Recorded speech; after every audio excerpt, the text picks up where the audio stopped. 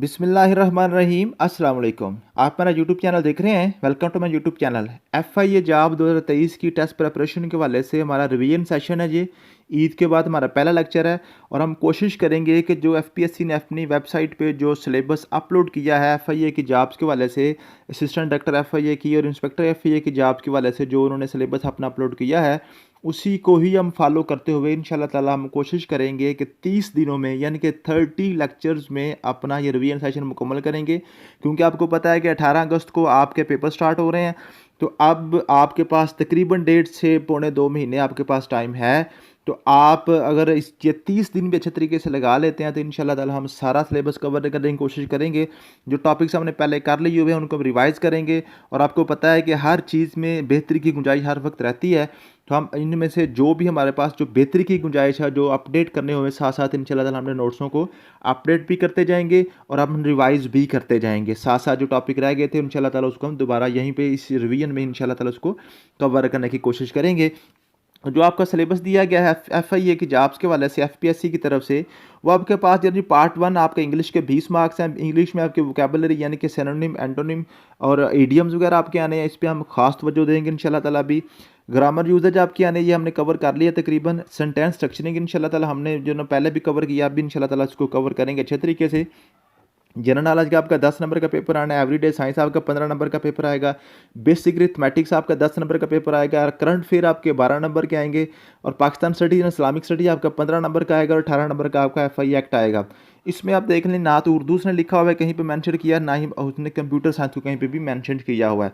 तो computer science को हो सकता है वो एवरीडे साइंस में जो है ना उसको थोड़ा सा 1-2 क्वेश्चन अगर हो सकता है पूछ ले, और उर्दू जो है ना इसमें उसमें बिल्कुल भी शामिल नहीं किया हुआ है। तो हम इसी सिलेबस को, इसी पैटर्न को फॉलो करते हुए इंशाल्लाह ताला हम अपना जो रिवीजन सेशन है जो हमारा इसको क्लोजिंग का जो फाइनल हमने करना है उसको हम इसी को ही फाइनलाइज करेंगे, इसी सिलेबस को फॉलो करते हुए। ठीक है जी। तो आज हमने जो करना है, आपको पता है कि करंट अफेयर उसने सिर्फ लास्ट 2 ईयर्स के आपसे मांगे हुए हैं।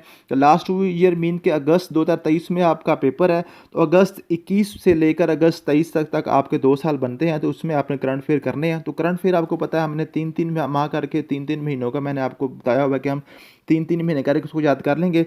तो पहले 3 महीने यानी कि अगस्त, 21, सितंबर और अक्टूबर का मैंने आपके साथ शेयर कर दिया था। ठीक है।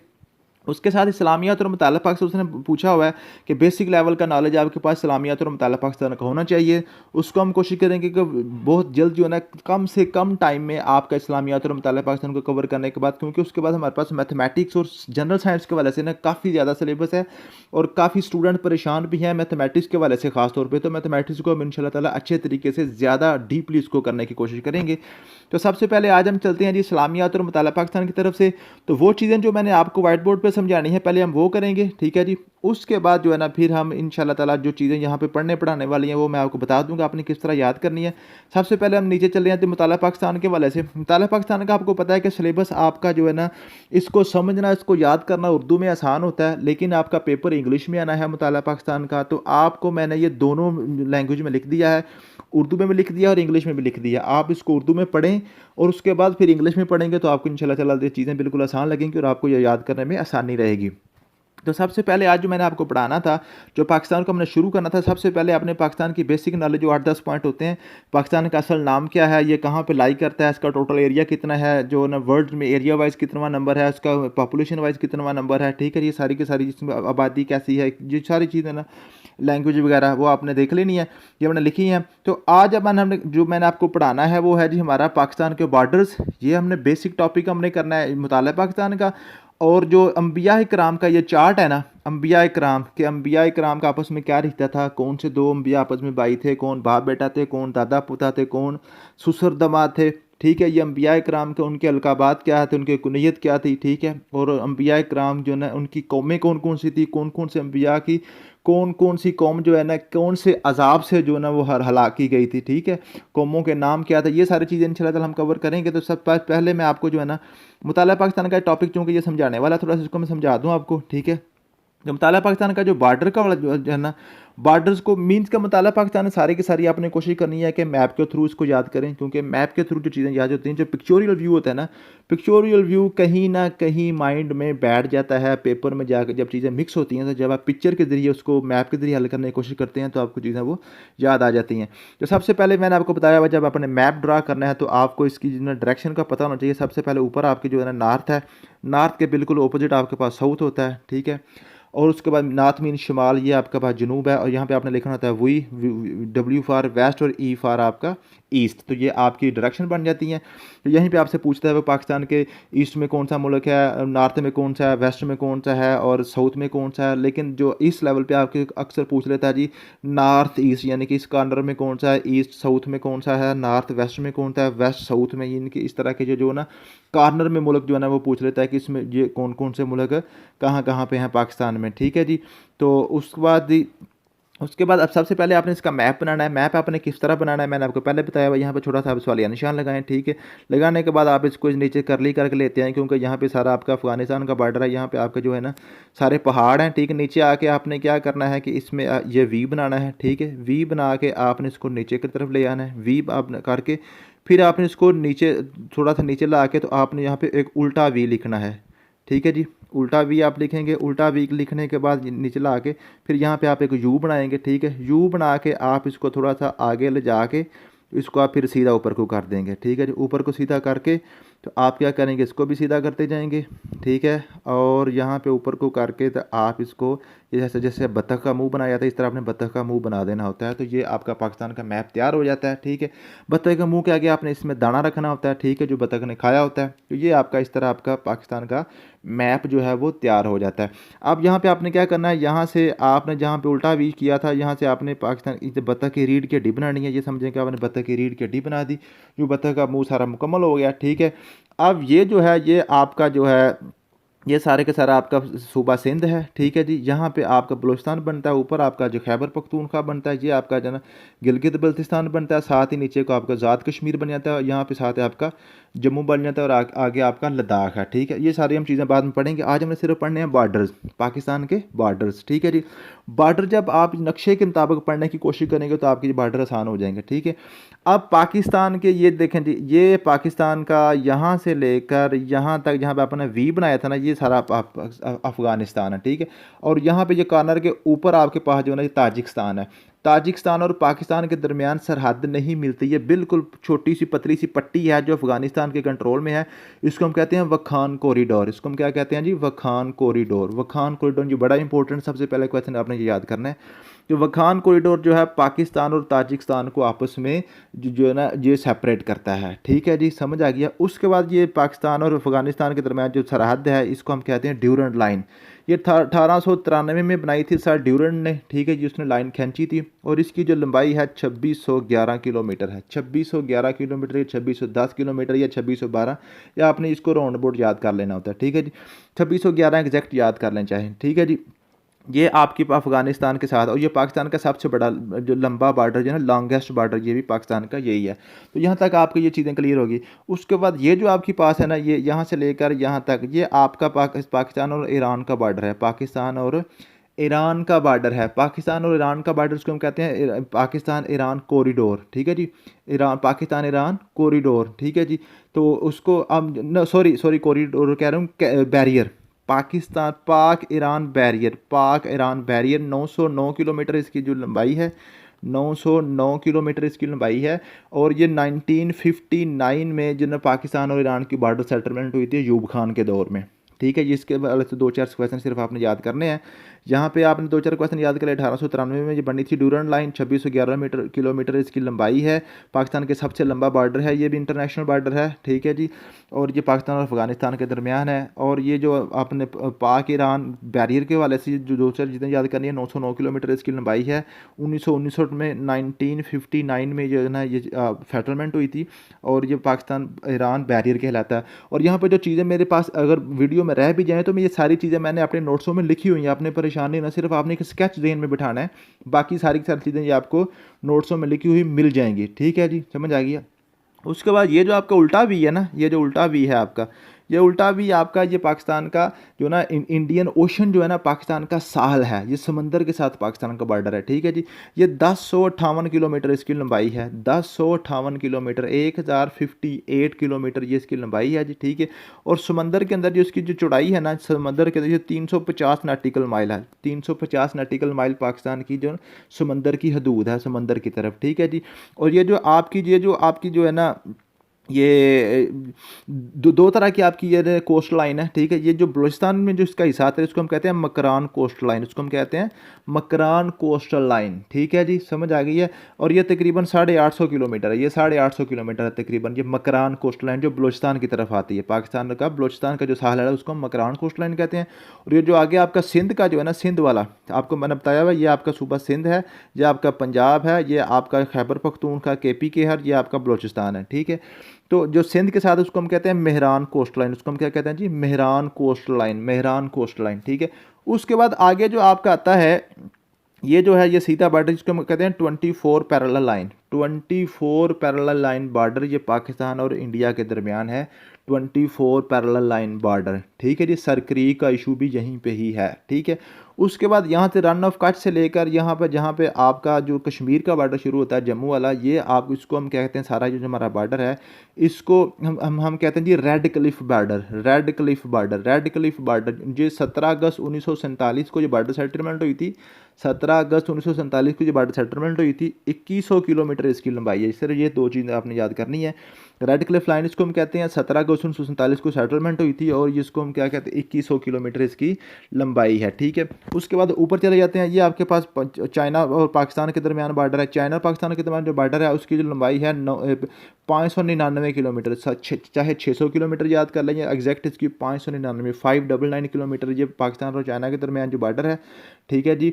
और ये 1963 में 1963 में इसकी सेटलमेंट हुई थी, ये भी करवाई थी अयूब खान ने और इसका वजीर खारजा था जुल्फ़िकार अली भुट्टो ने साइन किए थे, ठीक है, एज ए वजीर खारजा। उसके बाद ये आपके पास दो बॉर्डर्स आते हैं, ये एक आपके पास इंडियन ऑक्यूपाइड कश्मीर और पाकिस्तान ऑक्यूपाइड कश्मीर का आज़ाद कश्मीर और मकबूजा कश्मीर के दरमियान, इसको हम कहते हैं जी line of control, line of control, ठीक है जी, समझ आ गई है। और उसके बाद ये पाकिस्तान के पंजाब और ये जम्मू के दरमियान जो बॉर्डर इसको हम कहते हैं वर्किंग बाउंड्री, इसको हम क्या कहते हैं जी वर्किंग बाउंड्री। वर्किंग बाउंड्री की लंबाई 202 किलोमीटर है और LOC जो है ना LOC की 856 किलोमीटर है, ठीक है। ये सारी चीज़ें मैंने लिखी हुई हैं नोट्स में, आपने परेशानी ना, सिर्फ आपने इसका एक याद करना है, इसका जो है ना इसका नक्शा बना के आपने किस तरह इसका सारा नक्शा ऊपर से घूमना है। तो यूँ आपके जो बॉर्डर्स हैं ना इस तरह अगर आप याद करेंगे तो आपको ये सारे बॉर्डर्स याद हो जाएंगे। तो इनमें से एक आध क्वेश्चन आपका पूछ लिया जाता है, ठीक है। ये सारे के सारे बॉर्डर जो मैंने आपको बताए हैं इसको मैंने लिखा भी हुआ है, ठीक है, स्टेटमेंट के फॉर्म में, और इसका टेबल की फॉर्म में भी मैंने आपको लिख के दिया हुआ है, आप इसको अच्छे तरीके से इसको याद कर लेंगे, ठीक है जी,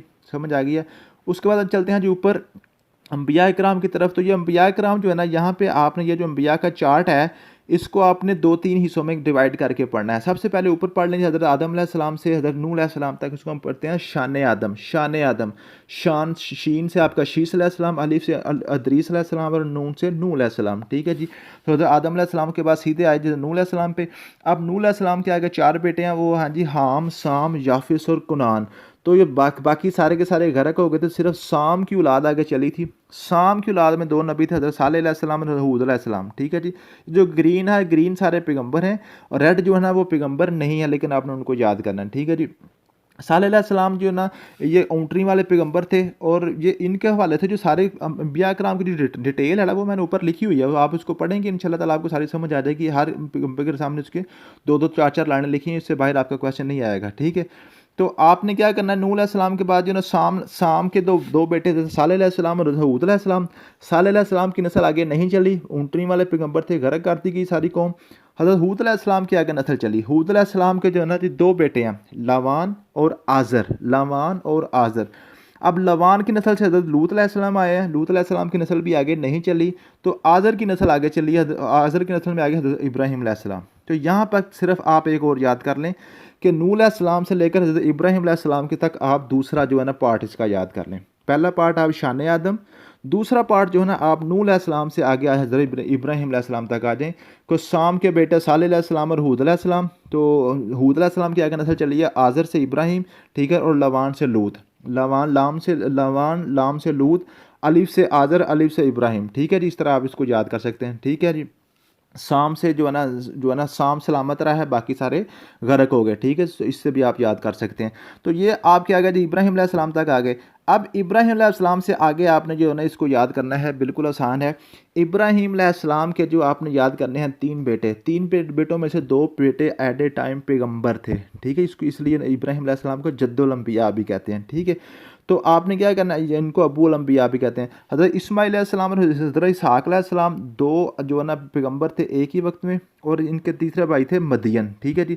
अब मदियन की नस्ल में सिर्फ एक पैगंबर आए हैं, हज़रत शुएब अलैहिस्सलाम, और इस्माइल अलैहिस्सलाम की नस्ल से भी सिर्फ एक पैगंबर आए हैं, हज़रत मोहम्मद सल्लल्लाहु अलैहि वसल्लम, ठीक है जी। तो यहाँ पे ये भी आप एक बात क्लियर होगी, इब्राहिम अलैहिस्सलाम के तीन बेटे आपने याद करने हैं, इस्माइल अलैहिस्सलाम, इसहाक़ अलैहिस्सलाम और मदियन, ठीक है। मदियन की नस्ल में सिर्फ एक आए हैं जी, वो शुएब, हज़रत शुएब अलैहिस्सलाम, और हज़रत इस्माइल की नस्ल से भी सिर्फ एक पैगंबर, हज़रत मोहम्मद सल्लल्लाहु अलैहि वसल्लम, आखिरुन नबी खातमुन अंबिया, ठीक है जी। उसके बाद आपने फिर सारे आ गए हज़रत इसहाक़ अलैहिस्सलाम पे। इसहाक़ अलैहिस्सलाम के दो बेटे थे, एक थे ईफ और एक थे जो है ना यकूब, ठीक है। ईफ, अलीफ से ईफ और अलीफ से अयूब, ठीक है। ईफ से अयूब, और अयूब के पोते थे जुल्किफल, और यहाँ पे इनकी नस्ल भी ख़त्म हो गई थी, उसके बाद इन पैगंबर नहीं आए, ठीक है। अब इसहाक़ अलैहिस्सलाम की नस्ल फिर आगे चली है। इसहाक़ अलैहिस्सलाम के बेटे आए यकूब, ठीक है जी।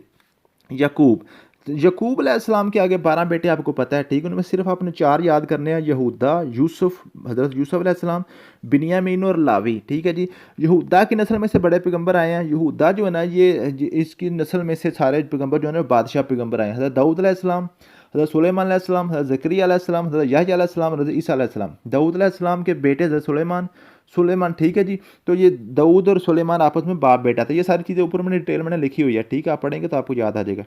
तो यूसुफ अलैहिस्सलाम की नस्ल से दो पैगंबर, यशूअ अलैहिस्सलाम और हज़रत यसा अलैहिस्सलाम, ठीक है। हज़रत जो ना बिन्यामीन की नस्ल से एक पैगंबर है, हज़रत यूनुस अलैहिस्सलाम, मछली वाले, ठीक है। उसके बाद लावी की जो नस्ल में से आए इमरान के आगे दो बेटे इकट्ठे, हज़रत हारून, हज़रत मूसा अलैहिस्सलाम, दोनों पैगंबर थे, दोनों भाई थे, ठीक है जी। मूसा अलैहिस्सलाम पैगंबर थे, हारून अलैहिस्सलाम नबी थे, ठीक है, उनके मुआवन थे। अब हारून अलैहिस्सलाम की नस्ल से आगे हज़रत इलियास अलैहिस्सलाम आए, ठीक है। यूँ आपका जो पैगंबरों का सारा जो शजरा है, आप इसको अच्छे तरीके से याद कर लेते हैं, तो फिर आपको ये बिल्कुल आसानी से याद हो जाएगा कि कौन से पैगंबर का आपस में क्या रिश्ता था। ये शुएब अलैहिस्सलाम है ना, ये हज़रत मूसा अलैहिस्सलाम के ससुर थे। मूसा अलैहिस्सलाम उनके दामाद थे, ऊपर मैंने लिखा हुआ है नोट्सों में, ठीक है। इसी तरह आपके जो है ना मूसा अलैहिस्सलाम और हारून अलैहिस्सलाम आपस में दोनों भाई थे। यहाँ पे मैं आपको बता दूँ, ये आपको जो रिलेशन के वाले से क्वेश्चन पूछे जा सकते हैं। सबसे पहला आपसे क्वेश्चन जो पूछा जाएगा वो हज़रत आदम अलैहिस्सलाम के बाद कौन से हज़रत शीश अलैहिस्सलाम आए थे, ठीक है जी। नूह अलैहिस्सलाम के बेटों के वाले से पूछा जाएगा, ठीक है। उसके बाद हज़रत इब्राहीम अलैहिस्सलाम के बेटों के वाले से पूछा जाएगा कि कौन से दो पैगंबर जो ने एक ही वक्त में नबी थे, वो हज़रत इस्माइल, हज़रत इसहाक़ अलैहिस्सलाम थे, ठीक है। हज़रत मूसा अलैहिस्सलाम के वालिद के वाले से पूछा जाएगा, या मूसा और हारून दोनों भाई थे, इनके वाले से पूछा जाएगा इनके आपस में क्या रिश्ता है, या पूछ लिया जाता है हज़रत यकूब अलैहिस्सलाम और अय्यूब अलैहिस्सलाम के दरमियान रिश्ता पूछ लिया जाता है, इनके दरमियान क्या रिश्ता बन रहा है, ठीक है जी। उसके बाद यूसुफ अलैहिस्सलाम और यशूअ अलैहिस्सलाम, ये उनकी नस्ल में से इनके ये बेटे नहीं थे, ठीक है जी। तो या ये यूसुफ अलैहिस्सलाम के वाले से पूछ लिया जाता है जी वो कौन से पैगंबर थे जिनके बाप भी नबी थे, दादा भी नबी थे, परदादा भी नबी थे। तो यूसुफ अलैहिस्सलाम देखें ना, यकूब अलैहिस्सलाम के बेटे हैं, यकूब अलैहिस्सलाम, इसहाक़ अलैहिस्सलाम के बेटे हैं, इसहाक़ अलैहिस्सलाम, इब्राहीम अलैहिस्सलाम के बेटे हैं। ये पूरी एक नस्ल आ रही है जो यूसुफ तक, ठीक है। इसको इसलिए इनको कहते हैं करीम इब्ने करीम इब्ने करीम इब्ने करीम, ठीक है जी। तो 3-4 दफ़े इनके साथ करीम लगता है, मीन के जो है ना ये इनके बाप भी नबी थे, दादा भी नबी थे, परदादा भी नबी थे, ठीक है। तो यूँ आपके जो है ना इस तरह के क्वेश्चन जो है ना जो जो अम्बिया किराम के चार्ट के वाले से जो आपके क्लियर हो जाएंगे, ये थोड़ा सा इसको आप ड्रा करने की कोशिश करें। बाकी आप ये पढ़ेंगे आपको तो इंशाल्लाह अच्छे तरीके से समझ आ जाएगी। तो आपने नबियों के जो सारे इनके जो है ना जिनके जो नाम है और इनके जो कुनियत वगैरह ये अलकाबात हैं वो आपने इस तरीके से याद कर लेने हैं, और इनकी जो है ना ये जो कौमें थी वो आपने अच्छे तरीके से याद करनी है कि कौन सी कौम किस अजाब की वजह से गर्क हुई थी, वो कौन से नबी उस कौम की तरफ आए थे, ठीक है। ये आपकी चीज़ें इस्लामियात के वाले से हो गई। और मुताला पाकिस्तान आपने याद इसको इंग्लिश में करना है, बाकी पढ़ लें आप उर्दू में, तो आपको इस आपका कंसेप्ट जो है ना वो ईजीली क्लियर हो जाएगा। तो अब इंशाल्लाह ताला हम डेली टेस्ट भी लिया करेंगे। डेली टेस्ट ये जो आज मैंने आपको बताया है ये 8 पेजेस हैं। 8 पेजेस आपने इस तरीके से याद कर लेने हैं। ये 8 पेज आपको याद करने में कम से कम 4 घंटे लगेंगे। तो 4 घंटे आपने अच्छे तरीके से पढ़ना है, याद करना है, और उसके बाद कल इंशाल्लाह ताला अब इसका टेस्ट भी होगा। इसके वाले से पास पेपर क्वेश्चन भी मैं शेयर कर दूँगा। तो जो आपकी जो तैयारी है इंशाल्लाह ताला हम इसको स्मूथली लेकर अब चलेंगे। Thank you so much. मिलते हैं नेक्स्ट वीडियो में। अल्लाह हाफिज़।